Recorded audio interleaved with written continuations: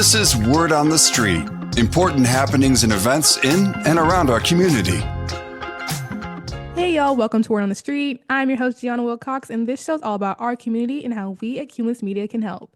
Today I'm with Kristi Butler, the founder and president of Paws. How you doing? I'm doing great. Thank you. So let's just go ahead and get started. Can you give me a little bit of background and history about Paws? So we were incorporated on December 25th, 2012. So we're about to be 12 years old on Christmas Day. I think it's pretty cool that someone at the Secretary of State's office chose to give us that date as our birthday because they didn't have to. And we got the notice on Christmas Eve that year. So it was pretty joyful for us. So I started Paws. I was working full time. I was feeding feral animals daily that live on the streets. I always had a passion for animals, since a very young age. I've got, stitches in my face. I think I was 3 from a cat, but I grew up with cats and dogs in our family. My mom taught me her compassion for animals. And as soon as I got my first apartment, I rescued my first animals, which were Diamond Whiskers, Kinker, and Baby Kitty, all cats that came off the streets. And then when I bought my first house, I ended up adopting my first dog, Bailey. They've all passed, and now I have our famous feral dog, Rio, and a very well-known foster with Paws named Shadow. But when I was about 17 or 18 years old, I went to the county dump. It was in Harris County, Georgia, where I lived at the time with my boyfriend, Doyle, and we were going to drop off some trash. It's a very country area. We didn't have a local animal control at the time, Rescue Humane Society. It's Catala, Georgia. The only option at the time was to call the sheriff to shoot a dog that was a problem back then, or at least that's what everyone believed. And while I was at the dump, I saw a litter of puppies. They appeared to be deformed. I didn't have any resources, knowledge. I didn't really know what to do for them back then. We didn't grow up that way. You weren't in rescue to hear what the answer was for something like that. And then we left. My boyfriend was driving back to Columbus. I asked him to stop at the local feed store. And he kept driving, of course. So I was increasingly angry. And then he realized about halfway back to town that I was very serious. He asked me if I planned to break up with him when I got back into town. And I told him yes. So he turned the truck around. We went back to the feed store and I started dropping off a bag of food every week. And then they just vanished one day. I never saw them again. And then years went on. I wasn't really in rescue, raised my daughter. And then I told my mom back then, though, that I even wanted my life insurance from my job, which wasn't much money. I wanted it to go to the Shelter Humane Society one day in that county. So I ended up moving to Atlanta. 1989, I started working at Pratt & Whitney building for UPS. It was kind of a rough neighborhood. So I came across a whole bunch of dogs. This one's a tough route for me too. I was getting off work one day and there was a Great Dane. And I wasn't sure what I was seeing at first, and I go across the street, I get out, and this dog was alive. And there was like no meat on his bones, just a skeleton. He was covered in maggots. I called the local animal control. I stayed there until they could come get him. I'm sure they had to put him to sleep, but Fulton County told me that they were going to have a vet look at him and try to help him. But over those first 2 years, I probably helped 50 dogs that were near that area alone, which is up near the UPS facility. My own 2 personal dogs, Pup and Emma, came from there. They were in the woods living next to a homeless man, and Emma had made a nest under a large tree that had fallen and a mattress thrown over it. She had pulled the stuffing out of the mattress to keep Pup warm. And then my last year at UPS, there were a lot of pit bull and pit bull mixes that I became very attached to. I fed them in the parking lot. I was calling every rescue I could, begging them to take the animals in, but it was just really hard. I finally found a rescue, and then right after that, I ended up leaving my job to go to True Value. But I did receive calls every once in a while to go back up there and help. But then my daughter was 14, it was around that same time when I switched jobs, and she had a project for ag science. So we chose to work with animals. And right before the project, I had filled out paperwork to work at Noah's Ark. I wanted to help horses again because that was my past as well. But we decided at the last minute to contact our local humane society. We started doing adoptions with the animals. We eventually started working at the shelter. I left the Humane Society 6 years later, and that's when I came across Rio. He was in the parking lot off Eagles Landing in Stockbridge, and that's when I started knowing I needed to help animals like them. I came across so many during that journey. Right after that, at the same time, pretty much I was dealing with Rio. I was coming home from work, and that was in Jonesboro. I saw a dog limping many streets over through the trees. So I drive down the interstate, I come back up, and I find an entire pack of wild dogs. I found an area somebody was feeding them. I left a note in the bushes, and that's when I met Patrick, and we teamed up for 5 years to help these feral dogs that were living on the streets in a suburban area. We fed them, we did what we could to keep them safe. We would stand in the middle of the road and keep cars from hitting them. We picked up lifeless bodies after they were hit by cars, cremated or buried them. And then while I would be waiting on them some days to come eat, I ended up finding Buff Kitty, who was across the street. I go over there, there's approximately 20 cats. There was an older couple feeding them. So they looked like they ran over their heads. So I started helping them feed at this location. But then over that first year, we found about 200 cats just in a few mile radius right off Mount Zion in Jonesboro, Morrow area. So we started TNR, feeding stations for the cats, a plan to catch the dogs. I realized such a huge need for these neglected animals. They live in an in-between world. They weren't completely feral, but they weren't completely tame. And there was really nowhere for them to go. It took a strong team of us over 5 years to control the feral population in just that small radius of less than 2 miles. 60 feral puppies were born there on the streets. We worked hard to stop that cycle. We ended up catching Junior at the time. He had then become our pack leader. Then we caught Ears, Flip, and they were the end of the dog cycle 5 years later. And we still have, last week we had 3 cat feeding stations, but we're down to 2.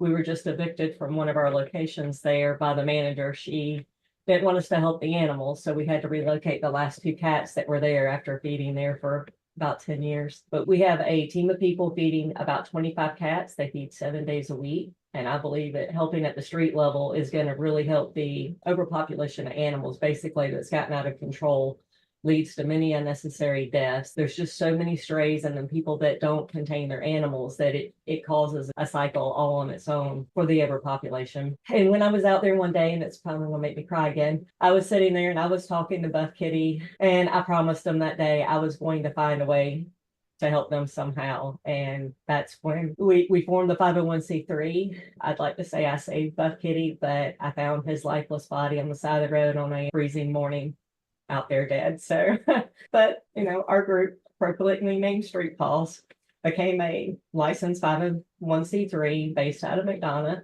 We were new, but the notion of caring for animals, abandoned on the streets was, I think, where I was meant to be. It's the path I was meant to travel in life. And then after Rio and Ears, who I really became fond of, they were really what inspired me to get this going in Buff Kitty. So for 18 months, we chased Rio around the Eagles Landing Parkway in Stockbridge. And about 1.5 years, my mission was accomplished. Rio and Rosie became friends. She would come out for play dates with him as he was on the streets, and Terry was able to catch him. And then I took him into my home, not planning to keep him, but I did. And then Ears was just this young pup as part of that pack that I really bonded with over the time out there on the streets. And we've saved at least 1,000 animals now. We've found them great homes. We've done trap, neuter, return, and feed for over 534 cats, stopping the vicious cycle, caused by human indifference. And due to laws preventing anyone from doing so, the dogs cannot be TNR'd like a cat can. So it's illegal to trap a dog, spay or neuter it, and return it to where it was found. So Street Paws ended up pulling these 60 puppies from the feral pack of dogs that we previously cared for. And we have to go through animal control, proper procedures, to take ownership of them. But it was the only way to control it legally at the time was to feed them on the streets until a foster home was found. And we're hoping one day we can still do that and get a larger shelter sanctuary. Right now we're in a tiny place, but to help these type of animals, we're going to need a much larger location that's secure for them to keep them from being euthanized or hit by cars and that type of stuff. Our priority with these feral dogs, we want them fully vetted, spayed, hopefully release them at a new shelter one day. And if there's anybody with that type of knowledge, we would love to welcome them to come speak with us. And we now have a small shelter. It houses some of our adoptables. We purchased it September 14th, 2023. So we've been there just over a year now. And we can educate the public from there. We have meet and greets for our adoptable animals. Our parking's kind of limited, so we can't have more than 10 cars there, volunteers and the public at the same time right now. We hope to one day even host, vaccine microchip clinics and things like that to celebrate Street Paws. Right now, it's a 1,500 square foot shelter. It houses 14 kitties inside. We have 4 feral kitties outside. We store our supplies there. We're working on our dog kennel right now. It's going to only maybe house 5 dogs because it's very tiny. And once we do, we're going to need volunteer help 7 days a week at a minimum to cover 3 to 4 shifts a day for all the animals that are there. I know that's a lot, but No, yeah, I mean, first I just want to say what a touching, story. And I just love to hear that you have been dedicated to taking care of animals that you find basically your entire life.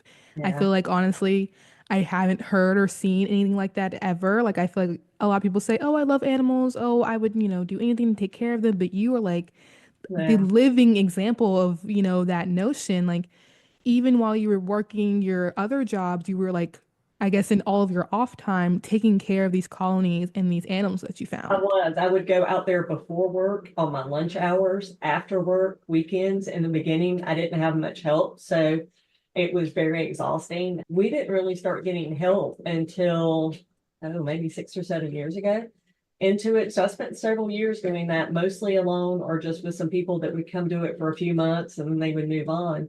And it would be back to me again. And we would haul, jugs and jugs of water and food. My entire truck would be filled with food, and we have to haul it back in the woods behind a cemetery, fill up buckets, clean the buckets, take them home. We would put cat and dog houses out there, things to try to keep them warm, but all of that has to be maintained and cleaned as well. And, no matter what the weather is, we would be up there, ice storms, snowmageddons. We still went to go take care of the animals, slipping and sliding in frozen parking lots. So, Yeah. like the right person. Yeah, no, it definitely does. And I believe you are that person. Yeah. It's just amazing. I love to hear it. I really do. But I think it's really nice that you guys got your, incorporation and you got the call on Christmas Eve. It's like a nice little present, a little Christmas miracle, if you will. And I think that's so sweet. I love that I think you said the Secretary of State. Yeah, someone had to plan that because they were closed when we got that letter. So, Exactly, exactly. So I think that's really beautiful. So one thing that really caught my eye about you guys is that you guys also offer the option to adopt rabbits. Can you tell me a little bit about including that? we do. We'll try to eventually help any animal we can, and I love wildlife. But Lola came in. She was in a trailer park over in Jonesboro, and we've gotten a lot of animals from this particular trailer park. Just people that aren't educated on spay neuter and proper animal care. But she had been attacked by a cat. And she was a baby. She was just a few months old, and she had lost use of both of her front legs. They were paralyzed at that point, nerve damage. So we gave her time to try to heal after seeing a specialist, and she gained use of one of her arms, but she did not gain the use of the other one. So we had to amputate her leg. And we're actually talking to somebody right now that may actually adopt her, and it sounds amazing. So I'm hoping she gets her forever home soon. But she's a cute little thing and happy, and she doesn't know that she's at this point missing her leg, and I think she's going to live a normal life. We've helped bunnies in the past, not a lot because it takes that special person with rabbits as well. My daughter actually fostered our rabbits, and it's been so many years, they're actually gone. They passed away now. We've helped iguanas get into other rescues, but we actually took them in first. We took one from that same trailer park, and it was this beautiful teal color. And then we got one from the warehouse where I worked at True Value. It came in on a tractor trailer in the trailer from Ocala, Florida. It was cold. I guess it probably, sawed out the trailer for warmth, and it had been shot with a pellet gun multiple times. The pellets were lodged inside, had a broken arm, and it had mites and metabolic bone disease. But Georgia Reptile Rescue has been great working with us to take those type of animals in when we come across them. They're really good rescue too. Oh wow. I like that you guys are you guys are kind of a middle ground for a lot of these other organizations that can help maybe in ways that you can't. Right. And you have to partner with other groups to do things sometimes, even with the dogs and cats. We network with several others sometimes that help us. Butts Mutts partners with us. They contact us if they don't have a home for, or a foster home for a puppy. Sometimes Rough Dog Rescue, the Henry County Humane Society is supplying us with food and supplies right now. So you have to keep those contacts to help out. We got a huge heartworm prevention donation recently as well from another rescue. That's so nice. But yeah, I think the fact that you guys are, not only helping with your organization, but also being a thoroughfare for other organizations is kind of one of the things that sets you apart from like all of the other, adoption services or shelters that we have for dogs and cats. And also the fact that you guys are willing to take in, it sounds like any animal that you can help or is in need. We try not to discriminate. You always need the highly adopted ones. It is part of your income as well for your rescue. And it keeps the public's eye on your rescue, but we try to help anything, whether it's a pit bull, feral cat. I've rescued possums that were near death, from just being, I guess, eaten by something because they couldn't move anymore and that type of thing. But those went to rehabbers. We can't actually legally help wildlife, so they have to go to a rehabber in Georgia. Yeah. Yeah. Get my wildlife license, but right now I'm a little too busy to take that on. Yeah. One step at a time. Yeah, yeah. But, speaking of legal stuff, you actually taught me something new here. I didn't know that you legally couldn't take in a dog and do TNR with them because I've always heard it with cats. And I always wondered why it was never brought up with dogs, but I didn't know it was because you literally legally couldn't. No, and I think it's more, or at least in Georgia, I think it's more liability. They have a propensity to potentially cause more harm than a cat does. The cat's going to avoid you more, and dogs may not. I have, since I started Street Paws, heard of other groups that have done TNR with dogs, but it's in other states. So I'm assuming they're either doing it without asking for permission or those states actually allow it, but it's not allowed in Georgia right now. Oh, okay. Well, learn something new. And certain counties have restrictions on TNR for cats as well. Oh, okay. So, Wow. depending on the county, you can get in trouble for TNR. And there's been many counties where people have been arrested for feeding cats Oh, out on the streets as well. I know there was a case here soon. I think they're suing now. There were two older women that were targeted by the police, but I'm not sure the outcome of the case, but I think they dropped the charges eventually. It caused a little bit of public outrage. yeah, I think it definitely would. I mean, it's really unfortunate that people are trying to help, but maybe because they don't know all the legal standpoints, that Yeah. they end up getting themselves in trouble just by trying to help out a cat or a dog that they see on the street. And it's just people with a good heart trying to help. So, Exactly. So first of all, I just want to say, congratulations on 12 years, coming up on Christmas. So that's very exciting. And you also mentioned that you guys just sort of got a lot more help about 6 or 7 years ago. right. There was a stigma when I started in rescue is you never told anybody where your cat colonies were for their safety. You didn't want people to know. You didn't want more cats being dumped there. And I think some of it was due to fear. Some of it was just randomly just couldn't find people. Facebook has been our biggest way to reach people before the algorithms change. But we typically can send out an email or a Facebook post now when I need help, and I'll find somebody to either be a backup. So if somebody needs the day off for whatever reason, or a full-time backup feeder, and then life changes, sometimes they'll have a baby or they move and we have to start looking for another one. But in the beginning, it was all word of mouth. And I think that's why it was a little bit harder. And like I said, that fear, and we were definitely trying to keep that pack safe on the streets, and it's controversial to do something like that because everybody hears that stigma around wild dogs. And my experience, there's a few that scared me out there, but I'm out there without weapons or anything. I'm in the woods behind businesses with this wild pack of dogs. And for the most part, they know you provide their food. The pack leader kind of scared me a few times, and he came out of a sewer drain that I was sitting next to feeding and did not know. And we kind of came face to face and really scared each other pretty good. It's pitch black dark, pitch black dog. Yep, that'll do it. Yeah, but for the most part, at least this particular pack, I don't think they would have ever hurt a person. They would run just like a coyote. They're more afraid of you than you are of them typically, and they keep going. That's good that, you've kind of learned how to handle some of these packs and, also now do have more help. But I was going to ask, with you, not, I wouldn't say recently, but you just newly gotten a lot more help. How are you guys able to get through COVID and your staffing was not secure? COVID hurt. So we had an office down in Locust Grove prior to the shelter. It was just a little 300 square foot office in an automotive facility. Only housed 5 cats, and our storage was there. But people didn't want to leave their home. I still had to go. I did get COVID while I was working there. Everybody in the building did. The volunteers did not want to leave their homes. So it did put a lot more work on me. The colony caretakers, I don't think really affected them as much, other than you were worried about being out of your home with the town shutting down. Are you going to get pulled over and not allowed to go feed your cats? That was an actual fear. But then, the economy starts getting affected. Volunteers could not afford gas money. They can't afford their groceries. And so not being able to even come down for some of them and even get their supplies, we lost a few people that way because some of our feeders, they're way north of where our facility was, where they had to come pick up their food. And you're looking at sometimes a 15-minute drive maybe. So it did hurt. It's still hurting us. We're still feeling the effects of it. Money has been tighter than ever. We had a dog this week that came in. Her name is Willow. She was hit by a car. She was found by a police officer. There's actually a press release coming out on this soon. But she had a broken femur in the middle of the road. This officer sees her. Spalding County Animal Control got her to an emergency vet, and then we took over her care after that and got her to an orthopedic specialist. And her radiologist is actually adopting her.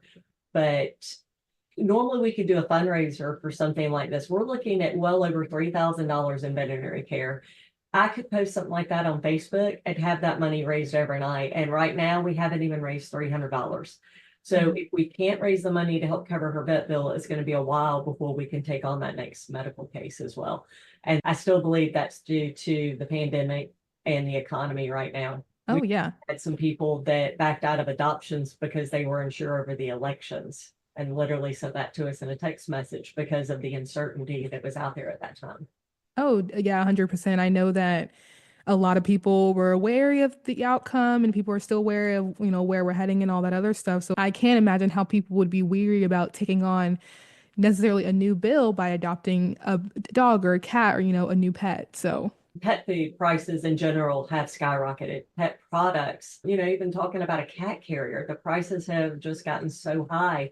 So for your normal average person, you adopt a large breed dog, mine's 125 pounds, you go through a lot of pet food. And if you're buying even a fairly decent food, you're looking at over $50 a bag for your pet food.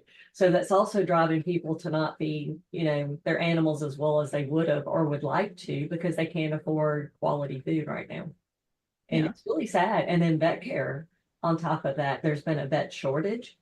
The vets have changed how they operate since COVID. Some of them would be walk-in, they're appointment only now. It's harder to get appointments for us and for the public. And then the cost has had to go up. All of their supplies are going up and they have to pass that along to us as well. And while we get discounts, they're not significant. So we're still paying quite a bit of money in vet bills right now.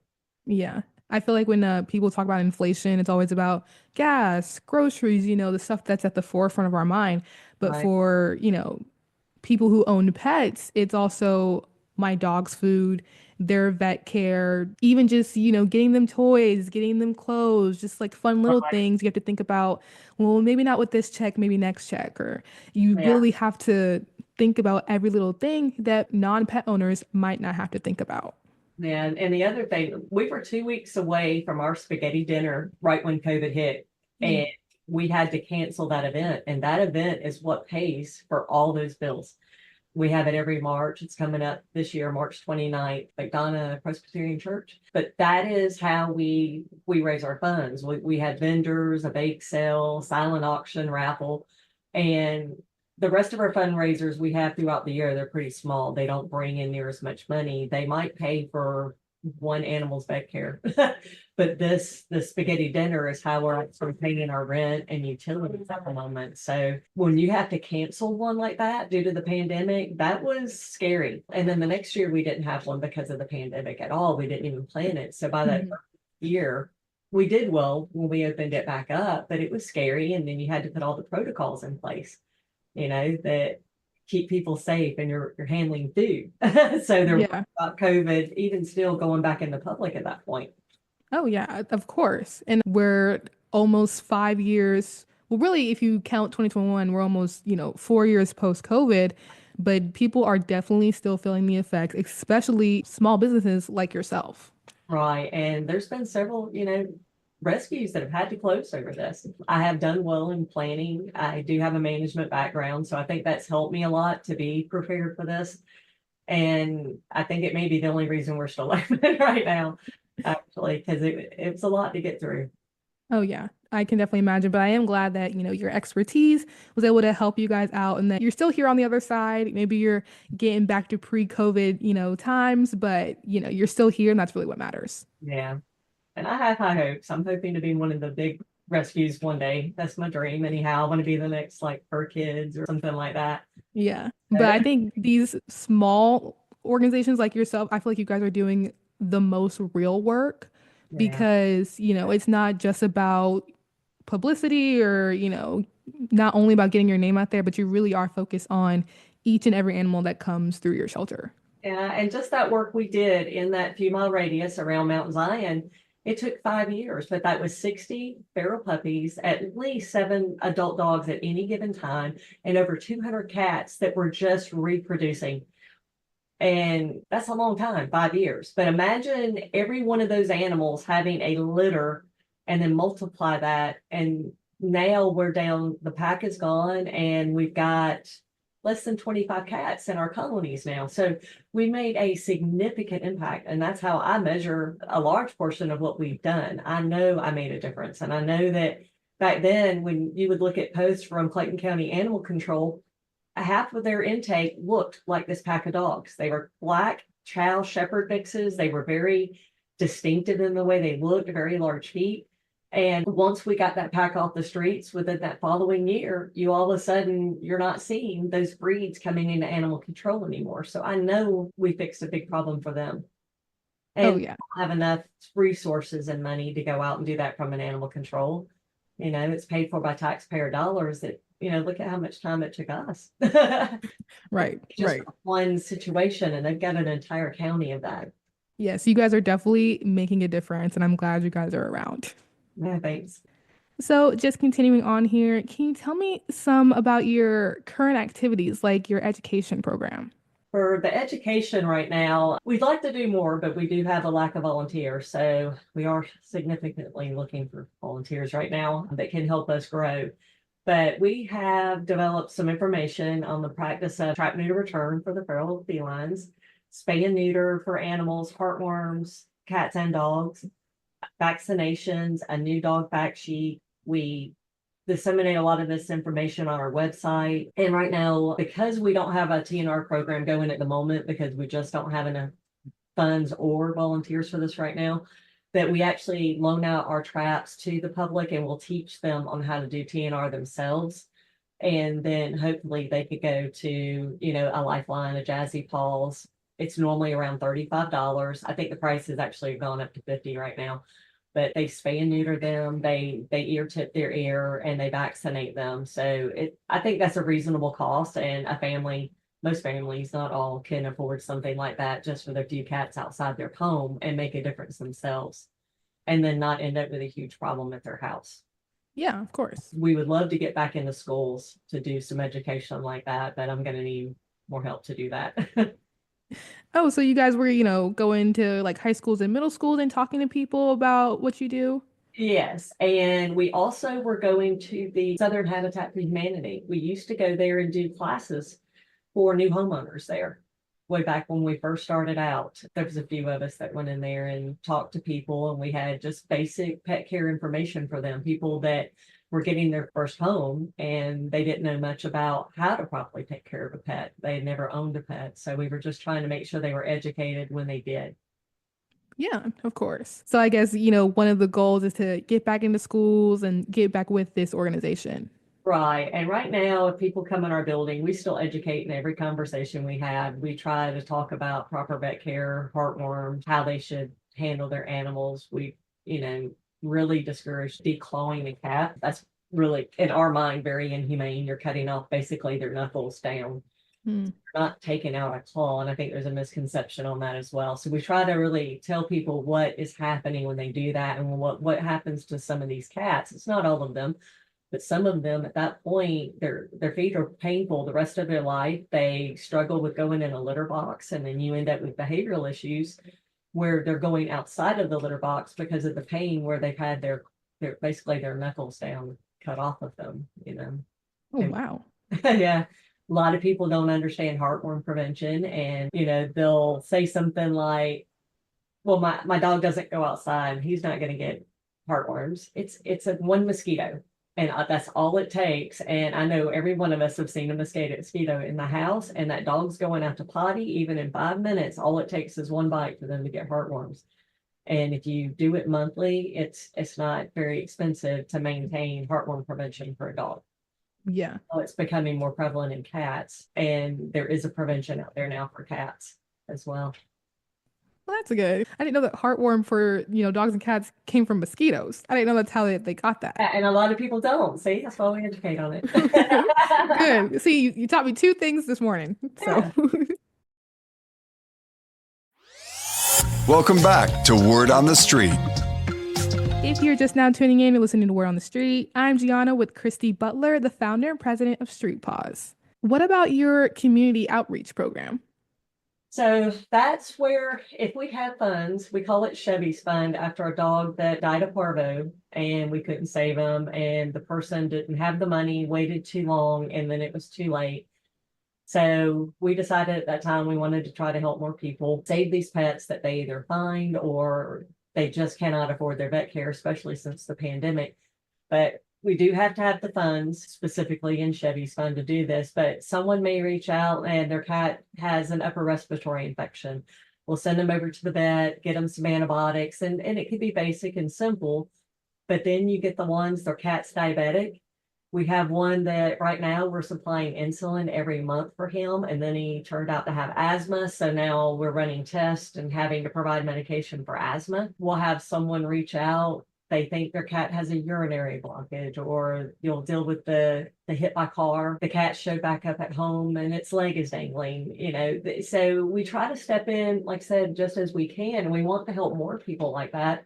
We have a few regulars. We have Sally, who's been with us now almost, over a year now. She has an autoimmune disorder, and she's been dealing with a lot of issues. She was a high heartworm positive. So she had to go through 3 rounds of injections that are very painful for a dog, and they have to be crated. They can't have any activity for months because if the heartworms dislodge, it's going to kill them. They get into the heart and into, I think, the lungs, I believe. So she has been on so much medication. At one point, her medicine had gotten up to almost $400 a month. They're finally weaning her back off of it because she's doing better, but they even thought she had skin cancer at first, and we're going to try to biopsy it. But then that's when they started determining they thought it was more autoimmune instead. I said, she's starting to get a little more stable. Her liver values went off, and they believe that was even due to the meds at that time. So we're trying to get her past that. But she had a bad life. The woman that owned her went into dementia. So she forgot she had a dog to care for, and then the family ends up taking on the dog that they didn't want. A volunteer ended up getting her. She was going to be out on a night that it was going down to severe freezing temperatures, and she had a doghouse with didn't even have straw in it, nothing to keep her warm, and she likely would have died that night if my volunteer hadn't have stepped in to help. And then we stepped up to take over her vet care because she couldn't have afforded any of this. That's so nice. Like, oh, you guys are doing so much for so many animals. It just really touches my heart. Thank you.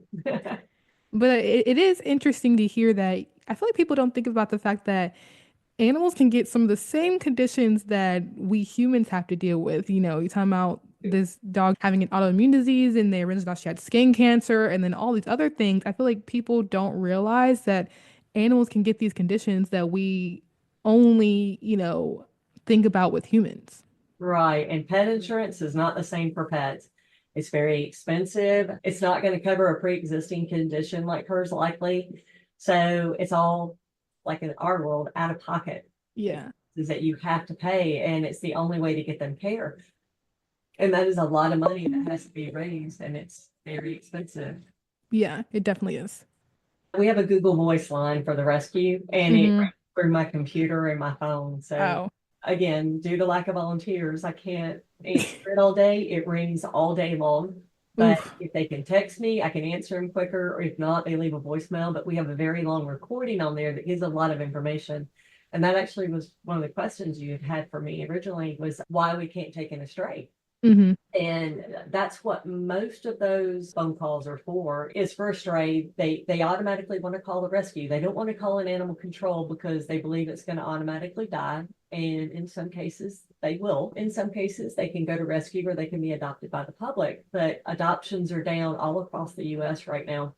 And there's actually webinars that like Shelter Animals Count has put out where a lot of the entire rescue community joins these calls, but it's called Where Have the Dog and Cat Adopters Gone? Because adoptions have been down significantly. And then in Georgia, it's illegal for a rescue to take in a stray. You know, if it was your pet, as an owner, you want a chance to find your animal. So in Clayton County, if you feed a animal for 3 days, you're officially the owner of that animal. And if you're on vacation for a week and your pet is lost, your pet sitter let it out the door accidentally, you come home, your neighbor fed your dog for 3 days, they are now officially the owner of your dog. So people don't realize you need to go to animal control immediately. That is the first place people need to look for their pet, which is also why a stray needs to go to animal control. And then there's a property bond. A animal is just like a car. It is a piece of property in the state of Georgia. They don't consider it anything else. So it has to go to animal control. The property bond has to be broken. So it has its stray hold, whether it's 3 days, 4 days, 5 days, you know, in our local areas around here. If they have to stay there that long to give that owner a chance to come look for them, and then they sign them over to a rescue, euthanize, or they can be adopted to the public at that point. And we can only help any animal right now, especially dogs, with a foster home. If we don't have a foster home, we can't actually take them in right now until we can actually get the volunteers and remodel the kennels. You know, no animal can go there. So any new animal right now coming in would have to be a foster home. Since the pandemic, that's another thing we've seen a significant decrease in, at least in our rescue, is a reduction in foster homes wanting to step up and help. I'm not sure what the reason is. And that was part of the conference call with Shelter Animals Count. They were trying to look at reasons on maybe why. Some of it they believe is housing, you know, rentals. They may not allow the pets, or the deposits are too high. It could be a change in generations of people. I know a lot of the younger generation, they're treating their animals like pets. Maybe just some of them are aging out, or the cost of vet care, cost of pet food. They're trying to look at all the reasons that they may be not adopting, but there's not actually I think one answer fits all right now for that. Yeah, I think definitely it depends on the person's case. I do know that, like, for me, for example, I've been looking to adopt for a while. Well, I just graduated back in May, and I've always wanted a dog of my own. So Yeah. I've been looking at places, and every time I see the adoption fee, I'm like, oh, was not expecting that. So I feel like for people maybe my age who are, recent grads, maybe just got their first job, or I just got my first car, so I'm paying my car note. So like we all have these first that maybe the new pet is kind of gets knocked down on the list. Yeah, and I'm glad you brought that up because that is a big issue. So with the rescues, again, we have to fundraise. We have to raise that money to pay those vet bills. Now, if you were to go get a dog from animal control, your fee may be lower, but then you have the cost of a spay or neuter. You have vaccines, heartworm tests, then your preventative, your flea meds, dog shampoo, everything right off the bat, your beds. You may even get some of those things donated when you actually get a pet. But when somebody gets a pet from us, it's already spayed and neutered. It's already been heartworm tested and treated. So if it had heartworms, and that could be up to a few $1,000s in some cases, they're going to have that flea prevention. They've already been dewormed. They're microchipped. If they require grooming, they're typically groomed or bathed. I mean, you're getting an animal ready to go. And again, we do get a tiny discount. So in a lot of cases, it's still cheaper to adopt from a rescue. And unless you're getting that person that doesn't want to provide vet care for their animal. So they're going to go pay, I don't know, $80 maybe at a local animal control. And you're required by law to have rabies, but that's it. So if you don't vaccinate, then you're that next person that's dealing with parvo, distemper. It's highly common in our areas right now. And it has been as long as I can remember, actually. So you want your animal vaccinated, spayed and neutered. That's what we advocate for. You don't want puppies. And if you have those puppies, you can give them away. You don't know if they're going to a good home or not. You don't know if they're going to be the next one at animal control being euthanized. So Yeah. That's a problem, and I understand it, but the cost is rising for the rescues as much as it is for the public. So It really is. And then I think another thing might be that a lot of people are going to breeders to get, a purebred this, a purebred that. And I they think I think that is also, and I don't know, maybe people wanting to get a puppy and quote unquote raise it as their own and stuff like that. I think that also is a factor. So I think there, like you said, it's not one size fits all for why. I think it's a lot of factors, coming in. yeah. And some of those breeds you can find in a local animal control, but then, like you said, somebody might want the puppy, and it Right. may be a 1-year-old Shih Tzu versus a 8-week-old Shih Tzu. Right. I do think we only need reputable breeders. Most reputable breeders are licensed, but in the state of Georgia, you can only legally breed 1 litter per year without having a license. So if you're having 2 litters, 3 litters a year, you're required to have a license through the Georgia Department of Agriculture for those animals. And a lot of people don't, and that's the ones we call backyard breeders. Mm. And they're not looking at genetics. They're not looking at breeding in good qualities. They may be breeding in bad qualities. And you already have breeds like Frenchies that struggle to breed. And if Hmm. you're a bad breeder that's breeding in more of those negative qualities, you're going to end up with a dog that you're going to be spending thousands and thousands in vet bills on, because they're always going to have some type of health issue because they're breeding them into them. So Exactly. try to get people to avoid these backyard breeders, but I don't think I'm going to see that in my lifetime. Yeah, unfortunately. And it's hard to tell who is like you said, a backyard breeder or a licensed one. I feel like there's not really, I mean, there is a distinction, but it might be They're hard. at the end of your local Home Depot, pet store, Walmart. They're not a licensed breeder. Yeah, Uh, yeah, and then you also have puppy mills you have to watch out for. They're going to have that nice, cute building you're getting your dog from, but you don't know what these adults are living like. They're in basements without lights on. They're in cages. They're living in filth. They've never walked on grass. A mm, lot of them live in the dark. And we've rescued animals like that. And in my past with the Humane Society, I've seen a lot of these cases, and it's horrific. And people are supporting that, thinking they're supporting this nice, cute little basic type storefront situation, not realizing the cruelty that the parent has suffered for its entire life. And that's all they're used for, is breeding and money. No care for the animal whatsoever. yeah. That's just awful. And you're right, people don't know because to our common eye, it's like, oh, I got it from this cute little boutique. I got it from this nice little Right. whatever. And all you see are the puppies everywhere. The walls might be painted a beautiful blue, Yeah. calming, inviting color. And you're like, oh my God, I'm doing good. I'm doing this, da da da. But like you said, we don't know how those parents were treated to get those beautiful, happy puppies. Yeah. I just say do your research, and really do your research. Yeah. Check their license even. See if there's been any complaints on them, something, to make sure you're not supporting one of those people, Yeah. that don't care about the animal. Right. Because, why adopt an animal? Why, buy a dog or a cat and then you don't know where they're coming from. You don't know what they're coming from. And it's out there though, significantly.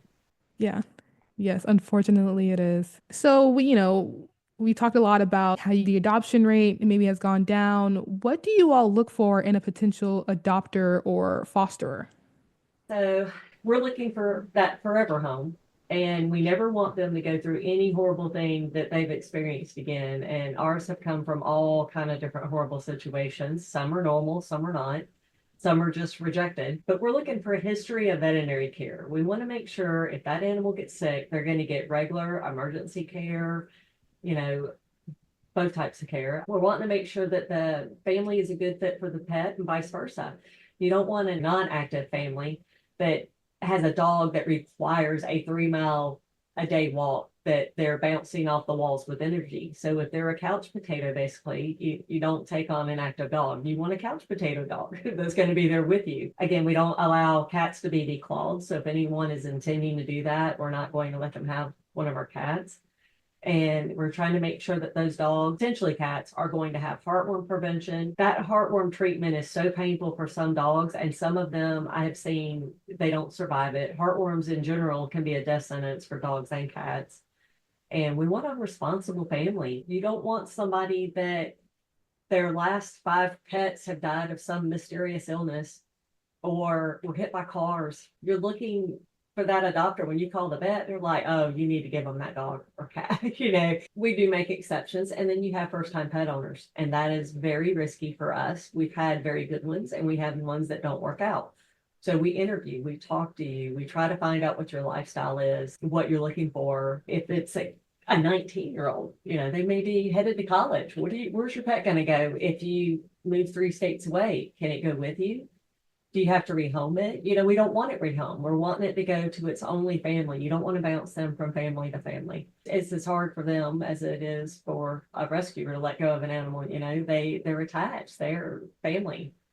And you wouldn't do that if it were your child, your sister. Well, you might do it with your sister, I don't know. But most of the times, you're not just going to kick them out on the streets. And every once in a while, it might work out. You may be giving it to your friend or someone that they're familiar with, but then other times they're going to strangers. They're giving them away on Facebook. They don't know if that kitten they gave away now is snake bait, pit bull bait. They don't know. So we just want them to have a strong, reliable home where they can be part of the family forever. So, and even with me, I know with cats, not everybody can take them to the vet every year. They're not easy to get to the vet. Mine sure are not. I have to bring a vet to my house. Sometimes for one of my cats, she's so bad. So people tend to avoid some of that regular vet care, but you want to see that cat, as it's getting older, they need their kidneys checked. They need their thyroid checked. That's some of the most common things you see cats struggling with. And when they get older, most of them end up with hyperthyroid. They have to be on medication just like a human. And if you're not watching kidney disease early enough, you can't really change their food or anything like that to try to help them live a little bit longer if that's what you're looking for. Well, with like first time pet owners, you don't have like those veterinary references that you can refer to. Do you guys like talk to family members, friends to see how they act, or how does that work? Don't, because we don't feel like everyone's going to be honest with that. And they may do whatever they can to help their family member or friend get their pet. So we're based on conversations with that individual and how they answer us, gut feeling. We have had where if they had pets as a child and their parents had a vet history, we may go back and check their parents' vet history. But even with my own children, all 3 of them are different levels of pet care on how they look at the animals. So that's not really a surefire thing either, because what I did, my daughter might not do, or something like that. And it really is a toss up, a gamble, like a roll of a dice sometimes. So that interview is crucial, and the way people answer. And if they're educated enough and they've gone up there and read up on it all, then, they might beat us. But then sometimes they come back, or worse, and they don't make it because they're not in a responsible home. We try to be as strict as we can. We have a very, very low return rate. This past year has been rough for us. We've had 4 cats return, but they came from 2 families. Oh. One, they were having behavior issues, and they're bad, so I understand why they returned. The other, though, they told us it was allergies, but then I got my hands on their vet records after they returned them, and the cat had peed on their bed, but they didn't tell us that. They said, oh, it's allergies. Well, they owned a cat for years before they adopted from us. They had these cats for 4 years. The likelihood of developing an allergy at that point is pretty slim. I'm allergic to cats, dogs, horses, rabbits. I live on allergy meds, so I'm not as sympathetic with some of these people. I suffer with my allergies. And, the cats are doing okay, but they're having marking issues. So we take one of them into the vet, and his kidney levels are a bit off. He's a little underweight. He's not eating and drinking right. So we have him separated to try to monitor him to get him better. But instead of doing that, they declined blood work at the vet. So they didn't know that his kidney levels were a little bit off, and they just sent him back. It's a risk. And those were people that had a verifiable vet history. We did those. We did our checks. It still doesn't matter sometimes. So I think it's just, you're hoping for the best. With every you adopt, you do the best you can, and we need to sleep at night. It's not a perfect system. Our applications are long. That does deter people, but people need to know you're a stranger. I don't know you. I don't know if you're that breeder. I don't know if you're that person that's going to take care of your animal or not. And while they may seem intrusive, the application may seem long, we're trying to get to know you. One, to make sure that you're that one that's going to keep the animal forever. but also making sure that it's the right fit. Like I said, you don't want to put the couch potato family with that dog that needs to go hiking or vice versa. It's a gamble. Just do the best we can. That's all.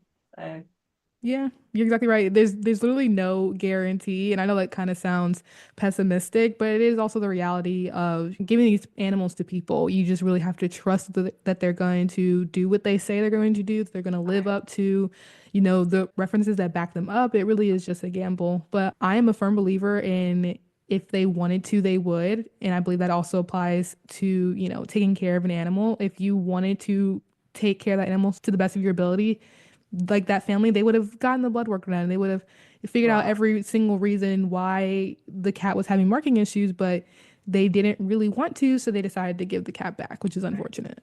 But how do you determine that when you've got that excited person and they're willing to adopt? They took their last cat to the vet and did everything they needed to, and you don't know Yeah. what the ultimate reason was because they didn't tell us. I don't believe they told us the truth in this case Hmm.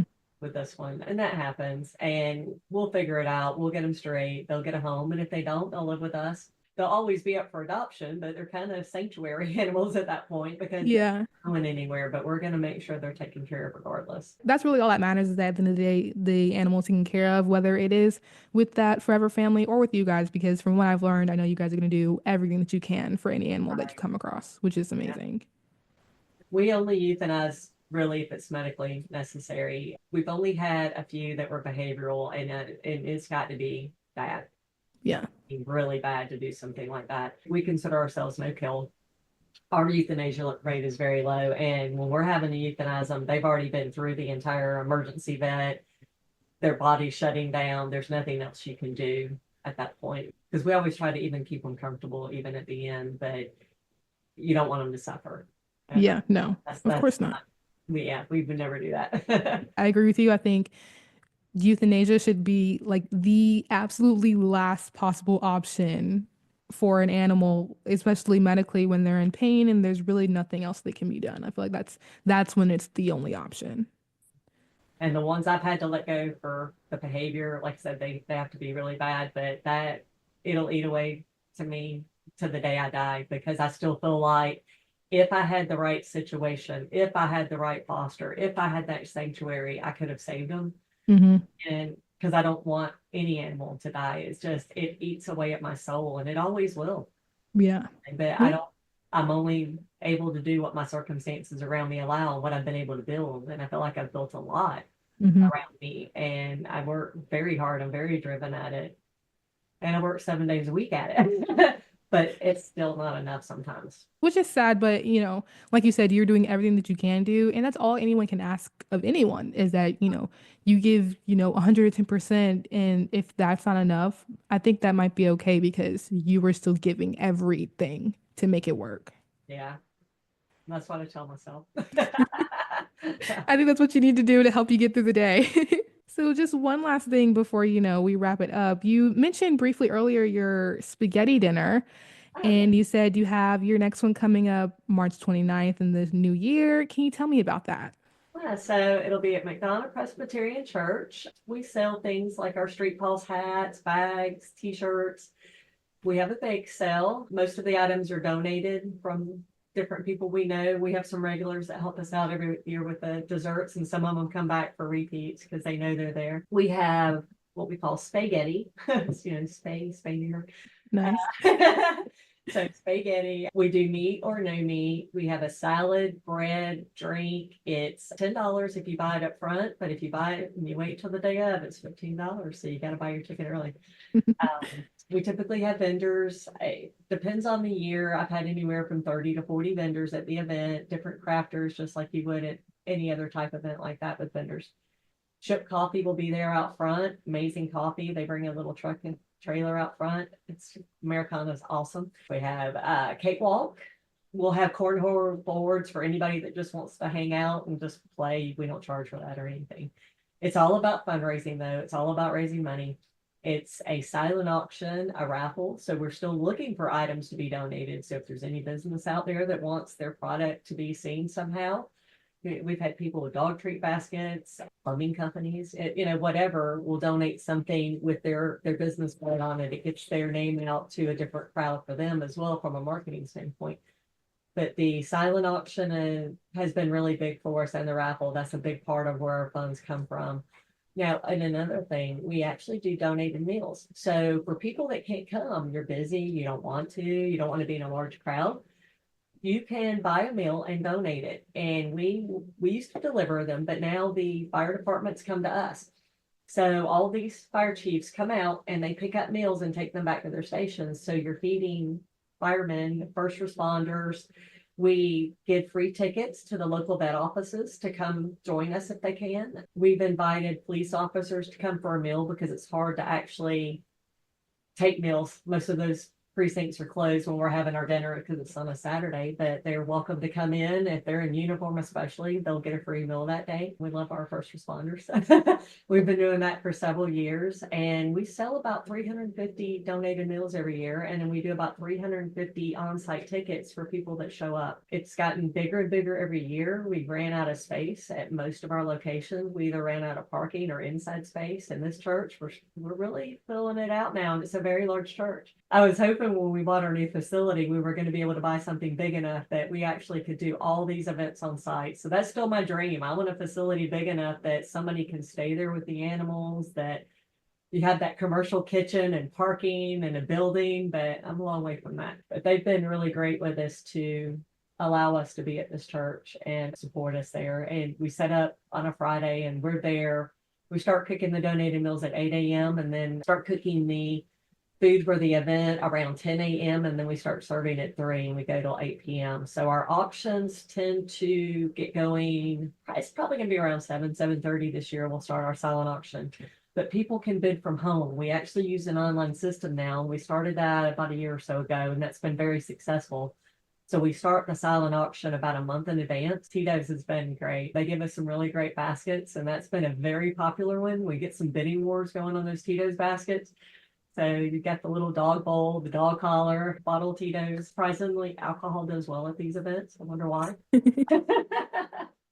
But it's fun. We're tired when we're done, and it takes a good 4 or 5 months to get started and get this going. But again, that is how we pay our bills. And so we love anybody that wants to support us on that. And the biggest thing with the dinner is sponsors. We have a whole long list of different things people can sign up for. The Timothy Day Foundation has been supporting us for years. Modern Woodman supports us every other year. Caldwell Preloads. We get some really big sponsors, but that's another thing too we could use more of, because that is something where most companies have a budget. It's easy for us to just get the request out there, and we appreciate it because it's a little bit less workload for us when they want to sponsor. Yeah, sounds like a fun event, a great way to, help you guys with fundraising, get your name out there as well, but also sounds like a great way to, help the first responders in the area. That's a really nice way to, tie in the community aspect of this. But yeah, it sounds like a very fun event. March 29th, 2025, 3 p.m. to 8 p.m. in McDonough. It sounds like a great way for people to, just get involved, learn more about you guys, and, hopefully help you reach that goal of getting that big facility that you want for you guys. Anybody can go see any of our events on our website. We post them there. It's just streetpaws.org. There's an event tab, and like if anybody wants to buy a ticket, sponsor anything, all the information's there on the website right now. All right. Well, there you go. You guys make sure to go check that out. Well, Kristi, thank you so much for being part of Word on the Street. You just mentioned the website. Is there anywhere that they can find you guys on social media? We have a Facebook page. It's just facebook.com/streetpaws. We post a lot of our updates there. We have our website, streetpaws.org. We are on Twitter, Instagram, LinkedIn. We're not doing as much on that right now. We're trying to rebuild our social media and get it going. I've got a few people helping, but looking at a company that does that, I actually applied for a grant. So I'm hoping I can get some more marketing going. Anything to help take something off my plate. We do adoption events once a month. Right now, we're hoping to do more, but we're at Pet Supermarket at Lake Dow every month. So people can find us there. It's typically always the third Saturday of the month. If it's not, it'll be posted on our Facebook page or our website that we've changed the date on that. And another big thing, if anybody's listening, we need some off-site storage somewhere local that might want to loan us a place where we're not there all the time, but to keep our crates, cages, things like that, we just don't have a lot of storage at our new facility. And we are looking for a 16-foot dual axle trailer for the spaghetti dinner.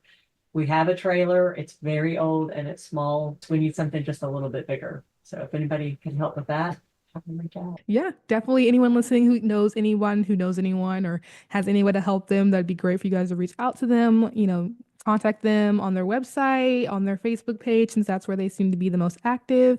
And also just check out their Facebook page to see what they're getting to day, learn more about them, go on their website, check out all the great stuff they have going on. It all sounds amazing.